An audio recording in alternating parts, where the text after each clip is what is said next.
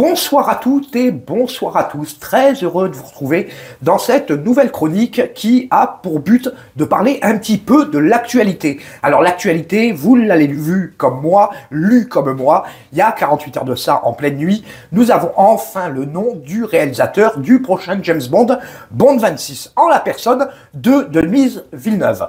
Alors, on va commencer tout d'abord par les bonnes nouvelles. On avait appris au mois de mars que des producteurs avaient été choisis par Amazon MGM Studios pour produire ce Bond 26.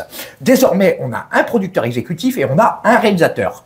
Quid dans quelques semaines, dans quelques mois, du nouvel acteur, de l'annonce du casting, des lieux de tournage et éventuellement de la trame scénaristique, c'est-à-dire le draft, c'est-à-dire la grosse ébauche sur ce que sera l'histoire de Bond 26. Ça, c'est le côté positif. Alors, pourquoi le choix de Denis Villeneuve? Et qu'est-ce que je pense de Denis Villeneuve? Naturellement, ce point de vue est mon point de vue personnel. Je ne suis absolument pas et je n'agis pas en tant que porte-parole de 007 TV. Effectivement, je suis cofondateur de la chaîne, mais je ne suis qu'un intervenant parmi tant d'autres. Et on aura l'occasion, à l'occasion du prochain live, de revenir sur cette information. Alors, pourquoi ce choix de Amazon d'avoir choisi Denis Villeneuve? Je pense, selon moi, que ça répond à deux objectifs. Le premier, vous le savez, Amazon a dépensé énormément d'argent, à la fois pour acquérir le studio MGM et son catalogue, mais aussi pour prendre le contrôle de la franchise James Bond, c'est-à-dire une somme avoisinant pas loin des 10 milliards de dollars. Le choix d'un réalisateur bankable est, selon moi, le premier critère. Parce que Amazon veut faire maintenant du retour sur investissement avec probablement un film, lors de sa sortie, qui frôlera ou qui dépassera le milliard de dollars de recettes. Un petit peu à l'image d'un Skyfall déjà en 2012. Effectivement, ce choix-là, il est judicieux, il est légitime et il est difficilement contestable. Parce que Denis Villeneuve, comme d'ailleurs Christopher Nolan, sont des réalisateurs qui attirent énormément les foules et qui rapportent énormément d'argent. Ça, je veux dire, on ne peut pas, c'est incontestable, on ne peut pas le nier, etc. Et je veux dire, c'est pour le coup bien joué de la part d'Amazon. Maintenant, bankable ne veut pas dire forcément que le réalisateur soit le plus adapté pour reprendre en main la franchise de James Bond. Et j'aurai l'occasion d'y revenir. Le deuxième critère qui, je pense, a joué dans le choix de Denis Villeneuve, c'est aussi la volonté pour Amazon d'attirer d'une certaine manière une nouvelle génération de fans, comme ça avait été le cas en 1995 avec GoldenEye. Bond. James Bond. Et comme ça a été aussi le cas en 2006 avec Casino Royale. The name's Bond. James Bond. Avec à chaque fois un nouvel acteur. Donc ça, pour le coup, c'est bien vu, c'est plutôt bien joué, etc. Maintenant, le bonhomme par lui-même. Alors, qu'est-ce qu'on peut retenir de la carrière de Denis Villeneuve? Bon, j'ai vu pas mal de ses films. Sicario, j'ai trouvé ça très moyen. Déjà, il faut préciser que je ne suis pas fan de science-fiction plus que ça. Le Blade Runner de Ridley Scott en 1982 est un film qui ne m'a jamais plu. Et la version de Denis Villeneuve avec Blade Runner 2049, honnêtement, j'ai trouvé ça profondément chiant. Le côté intello, philosophique, etc. Franchement, clairement, c'est pas ma tasse de thé, c'est pas mon truc. Je veux dire, je n'avais pas aimé le film de Ridley Scott, je n'ai pas aimé celui de Denis Villeneuve. Dune, ensuite. Après, même si on peut louer les qualités d'acteur de Timothée Chalamet, je veux dire, le film est long et les films, pardon, puisqu'il y en a deux, bientôt trois, sont longs, sont ennuyeux, sont contemplatifs, etc. J'ai un petit peu l'impression qu'à l'instar de certains journalistes ou certains hommes politiques qui aiment s'écouter parler, ben, le Villeneuve, j'ai l'impression qu'il aime se regarder filmer. Je veux dire, ces films sont bourrés de blabla, ils sont interminables en termes de durée, et je veux dire, moi, personnellement, j'avais déjà trouvé Mourir peut attendre avec ses 2h43, un petit peu long quelque part, avec parfois des longueurs, des choses qu'on aurait pu retirer, etc. Là, honnêtement, un James Bond de 3h ou 3h30, honnêtement, je pense qu'on n'est pas du tout dans la bonne orientation. James Bond, c'est pas Bénure. Je veux dire, il n'y a rien qui justifie un film de 3h ou 3h30. Malheureusement, j'ai bien peur que ça soit le chemin que prenne Denis Villeneuve. Et au-delà de ça, voilà, je veux dire, les films interminables, avec du blabla, avec énormément de scènes d'exposition, etc. Clairement, c'est pas mon truc. Et je crois, objectivement, que ce n'est pas ce qu'il faut pour James Bond. Comme je l'ai dit souvent, on vient de se taper 15 ans de parabole psychanalytique du personnage de James Bond avec Daniel Craig, de Casino Royale jusqu'à Mourir peut attendre.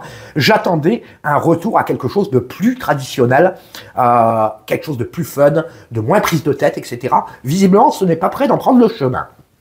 Peut-être signe des temps, je ne sais pas, nous verrons bien.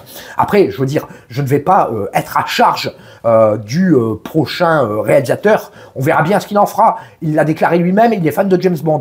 Bon, c'est vrai, je ne doute pas de la sincérité du bonhomme, mais le discours me semble quand même relativement convenu. Quid, d'ailleurs, pourquoi pas d'avoir un Mike Myers qui est fan aussi de James Bond et qui a suivi James Bond de Sean Connery dans son enfance, etc., réalisé Bond 27.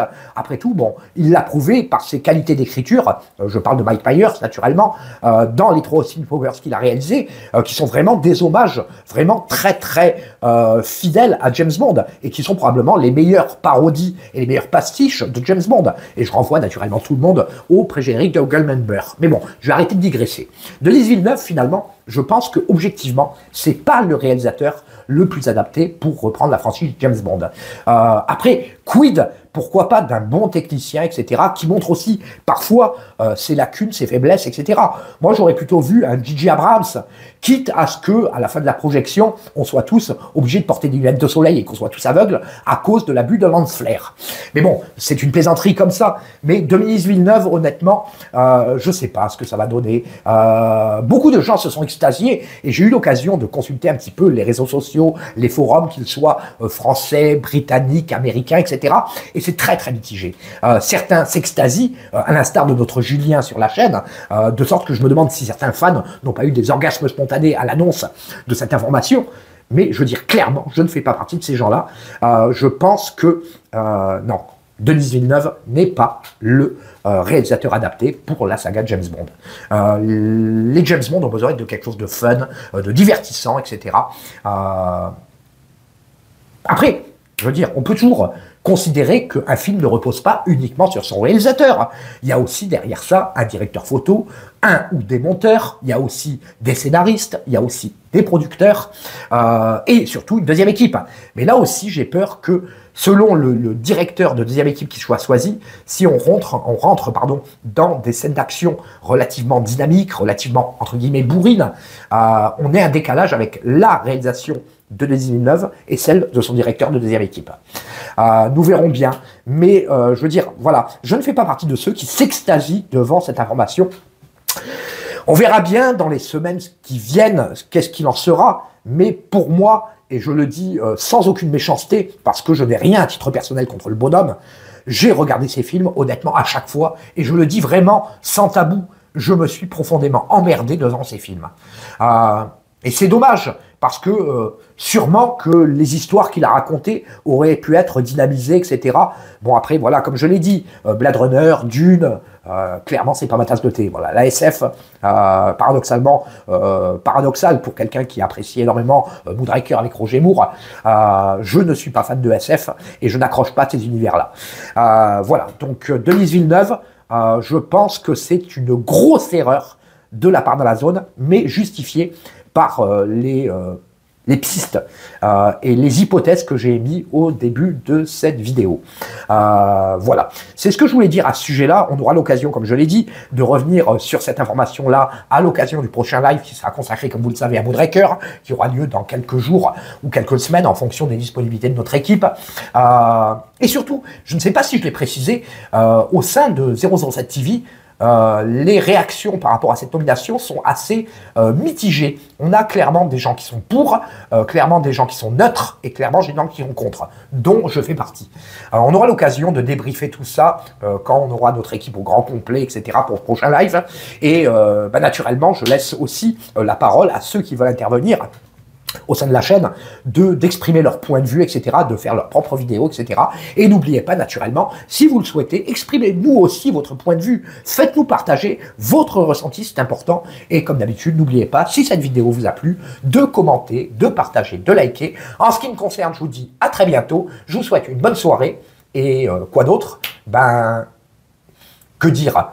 nous verrons bien si Denis Villeneuve arrive à sortir un petit peu de son carcan dans lequel il s'est lui-même ancré à l'occasion de la production de ce futur Bond 26.